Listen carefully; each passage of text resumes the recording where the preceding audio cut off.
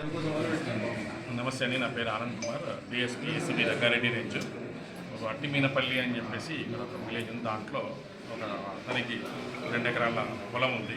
అది government assign land. ఆ ల్యాండ్ని ఎవరో కబ్జా చేసుకున్నారని చెప్పేసి ఫ్యాబ్రికేటెడ్ డాక్యుమెంట్స్ పెట్టి అని చెప్పేసి దాన్ని పట్టాలని చేసుకున్నారని చెప్పేసి కంప్లైంట్ ఒక అప్లికేషన్ తహసీల్దార్ ఆఫీస్లో ఇవ్వడం జరిగింది. ఇచ్చిన తర్వాత అప్లికేషన్ని ఫార్వర్డ్ చేస్తూ ఇక్కడ కలెక్టర్ ఆఫీస్కి, వికారాబాద్ కలెక్టర్ ఆఫీస్కి వచ్చింది. వికారాబాద్ కలెక్టర్ ఆఫీస్లో ఆ అప్లికేషన్ని ఫర్దర్గా ప్రాసెస్ చేసుకుందామని చెప్పేసి అతను ఇక్కడ వచ్చి ఇక్కడ ఉన్న సుజాత గారిని కలవడం జరిగింది.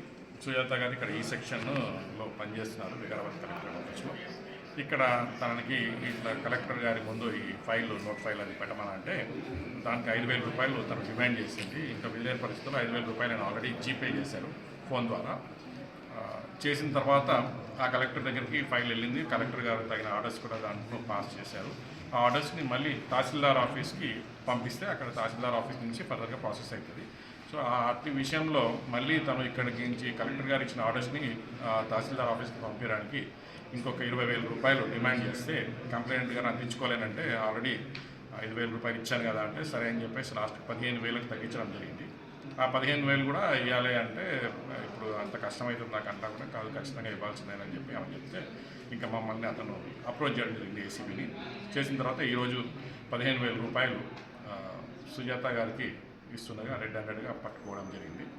సో ఈ అరెస్ట్ ప్రొసీజర్స్ అవన్నీ ఉంటాయండి. దాని తర్వాత ఇన్వెస్టిగేషన్ చేస్తున్నాము. దీంట్లో ఇంకెవరైనా పాత్ర ఉందా అనేది కూడా చూస్తున్నాము.